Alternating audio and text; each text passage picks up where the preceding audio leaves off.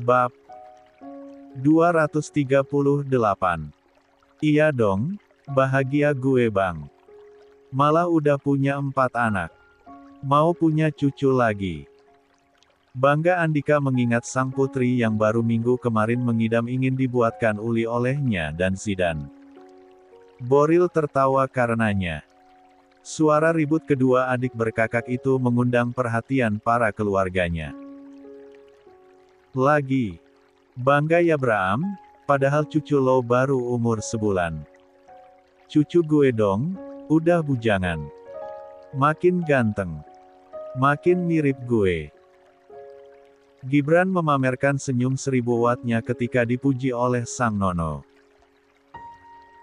Biarin. Biar masih umur sebulan, tapi bawa rezeki. Ayahnya bikin banyak cabang hotel. Mantu gue dong, bikin Brebes FC. Jiaan. Alex hanya bisa memamerkan senyum malunya jika sang mertua sudah adu kekuatan dalam kekuatan menjelekkan musuhnya. Tensi ketegangan sudah mulai terasa sekarang hadirin. Cindy bangun dari duduknya lalu ke arah belakang. Kok lo mulai bandingin Alex sama Wira sih bang? Kan beda. Protes Andika. Yang bandingin siapa? Emang nyatanya Alex punya klam bola kok. Tapi mantu gue sopan ya, gak pernah nembak orang. Iya, sopan. Tapi kawinnya makin cepat dari perakiraan. Digerebek ya. Loh, apa? PRAKKKK. Andika dan Boril langsung berhenti saat Cindy melempar sapu ke depan keduanya yang langsung terdiam saat itu juga. Next, kita ke Milan. 2. Jam menunjukkan pukul 19 saat mobil Azam masuk ke dalam rumah. Setelah Ricky Martin membukakan pintu gerbang. Tak terbiasa dibantu driver, Azam lebih senang mengendarai mobilnya sendiri. Minggu ini adalah minggu yang padat bagi Azam. Ia yang biasa pulang jam 5, kini harus lebih malam. Pengembangan bisnis WANGPED, serta akan ditinggalkan libur selama beberapa hari ke Milan, Italia membuat Azam harus membereskan beberapa pekerjaannya dulu secara keseluruhan sebelum ditangani oleh Tama nantinya. Lelah, letih, lesu, lunglai sudah pasti. Saat keluar dari mobil, berkali-kali Azam mengkretek jari dan menggerakkan lehernya yang pegal. Sampai di pintu, belum juga ia membuka, pintu sudah terbuka dan seraut wajah cantik langsung tersenyum padanya. Masya Allah, puji Azam spontan. Hilang capeknya papa, ma. Pulang kerja disambut bidadari. Pujinya. Seva langsung merona saat suaminya memuji demikian. Kok tahu, abang pulang? Seva mengambil tas kerja Azam dan mencium tangan suaminya itu setelahnya baru menjawab. Aku lagi baca buku di jendela kamar tadi. Sambil nungguin abang. Pas lihat mobil abang masuk, langsung turun. Loh, pasti buru-buru ya. Jangan sayang. Hati-hati. Turun tangga itu. Ucap Azam sambil menjawil pipi istrinya. Jangan ulangi lagi. Biar abang yang nyamperin kamu. Seva tersenyum karena merasa bersalah dan mencium tangannya lagi.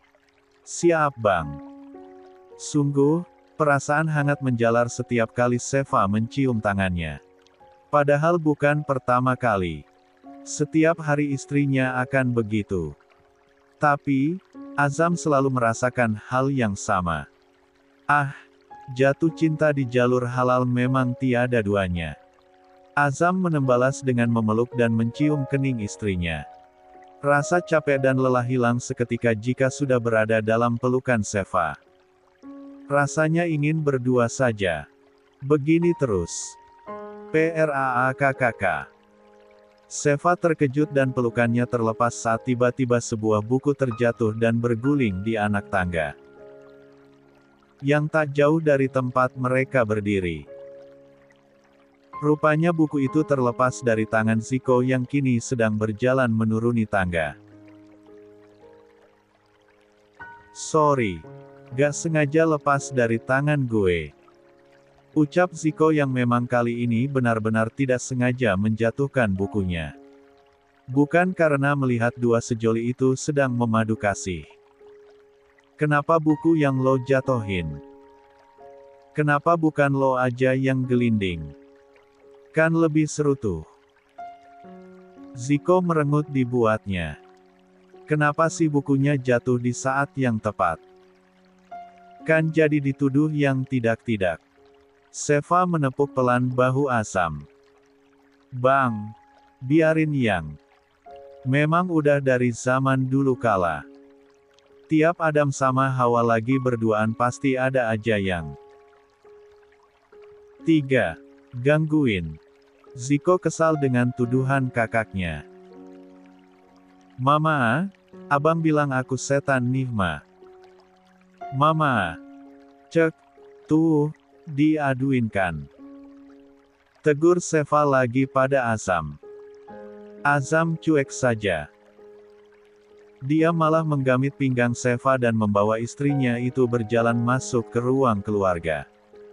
Zico pun sampai di tangga paling bawah. Tak lama, Aprilia dan Boril yang tadinya sedang duduk mengobrol di taman belakang sementara putri bungsu mereka sudah tidur, langsung keluar mendengar suara Zico. "Apa sih kalian tuh? Udah pada gede juga. Ribut mulu." Sampai kedengeran ke belakang. Omel Aprilia. "Hah, tahu nih. Ingat umur kamu bang. Rush. Berantem kayak anak kecil aja." Tambah Boril. Azam dan Zico mengangkat kompak satu alis mereka. "Gak inget umur. Apa kabar perdebatan sengit yang melegenda antara ayah mereka dan adiknya tersayang itu? Andaikan ada Oma Cindy di sini, beliau akan bilang." Ngomong sama ember. Ketiga anak-anak itu terkejut lalu tertawa karena mama mereka, Aprilia lah yang tiba-tiba mengatakan hal demikian menyindir suaminya. "Sebelum nasehatin, ngaca dulu." Boril ikutan tertawa karenanya. Azam menenggelamkan kepala. Lalu mencium tangan kedua orang tuanya. "Baru pulang bang." "Iya pak. Udah beres. Bisa ditinggal." "Bisa pak. Tinggal siapin cemilan aja." Keempatnya lalu duduk di sofa besar ruangan keluarga. Azam bersama Sheva, Boril dan Aprilia. Sedangkan Zico sendiri. Aprilia menoleh pada anak keduanya tersebut. "Kamu, udah ajuin libur Rush?" "Udah ma. Tapi aku gak bisa lama di sana. Ada ujian. Move on dong Rush." "Biarin kakak lo ini bahagia," ujar Azam pada adiknya. "Move on apaan?" Sheva lalu menyela ucapan suaminya. "Bang ih. Coba pukul kepalanya itu Fa. Biar gak suzon mulu. Gue gak bisa lama di Milan, soalnya mau ada ujian, bang." Ungkap Zico. Fa, kak. Gimana sih, kan gue udah bilang manggilnya kakak. Dunia terbalik ini sih. Lo manggil Sheva, nama. Sheva manggil lo, abang. Gak bener ini." Sheva meringis tak enak lagi-lagi dia yang jadi bahan perdebatan adik kakak ini. "Ya elah bang. Sheva dan gue kan emang tadinya deket sebelum lo datang ke circle kita. Iya kan Fa?" 4. "Lo, apa bang? Nih, jangan sampai mama ambil sapu nih, buat misahin kalian." Azam dan Zico langsung diam dengan ultimatum ibunya itu. "Masih mau ribut?" tanya Aprilia dan dibalas oleh gelengan keduanya.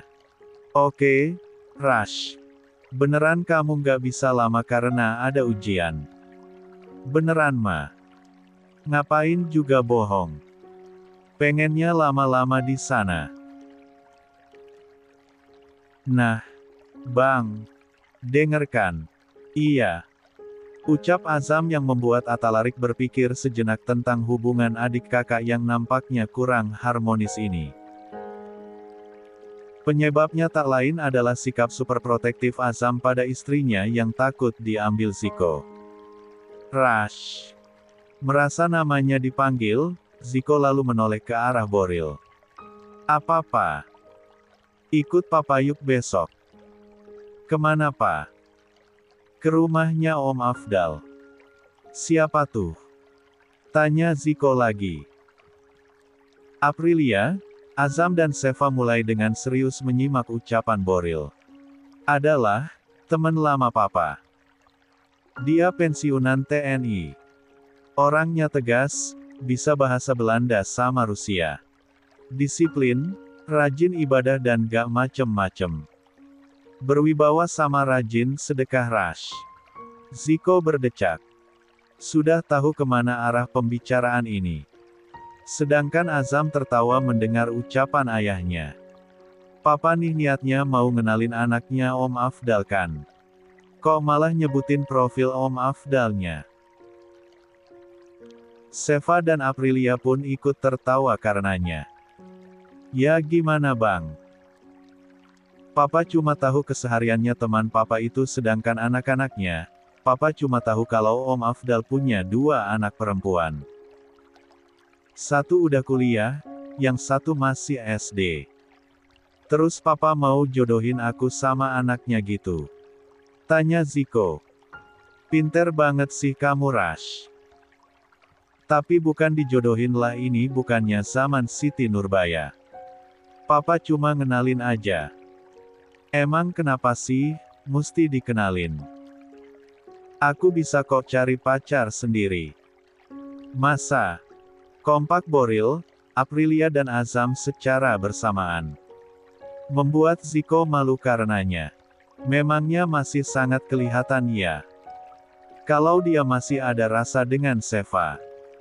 Padahal setengah mati dia kubur dalam-dalam perasaan itu dan selalu mengatakan Seva terlarang untuknya. Tapi semuanya kan butuh proses, hadirin. Ziko juga tidak muluk-muluk berdoa. Hanya saja, kalau bisa ya, kalau bisa. Andai Azam dan Seva jodohnya pendek, semoga saat itulah masih bujangan. Belum jadi salaki batur. 5. Begitu. Jangan salahkan rasa ini. Kan rasa cinta pasti ada. Pada makhluk yang bernyawa. Sejak lama sampai kini tetap suci dan abadi. Iya, jawab Ziko atas keraguan keluarganya. Kebetulan pada saat itu, datanglah Lupita menuju ke arah mereka. Iya apa? Goda Boril lagi. Iya, aku bisa cari pacar sendiri. Iya kan, Mbak Lupita? Tanya Ziko langsung pada Lupita yang baru datang. Sehingga Art berambut pendek itu terkejut. Iya bang. Kenapa? Aku selalu tahu cewek cantik. Tapi sayang aja keduluan sama Mang Rahul. Lupita mengerjapkan matanya berkali-kali. Tak mengerti dengan ucapan tuan mudanya itu. Hah? Apa bang? Siapa? Ziko pura-pura bersedih karenanya. Lalu bangun dari duduknya. Nih, Mbak Lupita ini saksi kalau selera cewekku cantik-cantik. Jadi gak perlu dijodohin. Iya kan Mbak? Cek, sayang. Lebih milih Mang Rahul. Ucap Ziko sambil berlalu pergi ke arah meja makan. Lupita masih berdiri terpaku di tempatnya. Sedangkan Aprilia dan Boril menggelengkan kepalanya. Jangan didengar ya, Mbak Lupita. Suka modusin cewek dia itu. Oh. Iya Bu. Ucap Lupita salah tingkah karena tadi dipuji cantik. Seva yang paham, untuk apa Lupita datang kemari lalu angkat bicara. Pasti Mbak Lupita mau bilang makanan malamnya udah siapkan. Iya Mbak. Ayo Bang. Makan malam dulu. Ajak Seva menggamit tangan suaminya dan keduanya berdiri.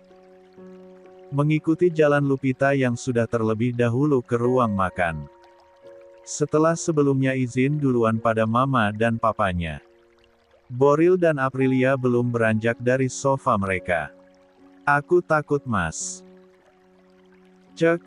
Enggak lah Yu, Ziko bukan Andika kedua. Lihat matanya. Gak berani natap Azam. Walau sering debat, Ziko tahu posisinya. Bukan itu. Kalau itu, aku juga paham. Ziko cuma bercandain Seva aja. Terus, aku takut Ziko malah mirip kamu Mas. Playboy. Boril sampai kesusahan menelan salivanya ketika sang istri berucap demikian. Siapa aja digombalin. Tebar pesona sana sini. Sok ganteng, sok cool. Aku kayak lihat cerminan Mas di diri Ziko. Boril terkekeh lalu meluruhkan bahunya. Ya, mau bagaimana lagi? Itulah terah Rohichan Ma. Mama aja sampai klepek-klepek sama papa kan. Bukan salah kami kalau kami penuh pesona dan daya tarik kami luar biasa Ma. Aprilia yang geram lalu memukul suaminya dengan bantal kursi. 6. Aduh. Bukannya khawatir, malah bangga. Dah ah. Mama mau makan. Ma, tunggu Ma.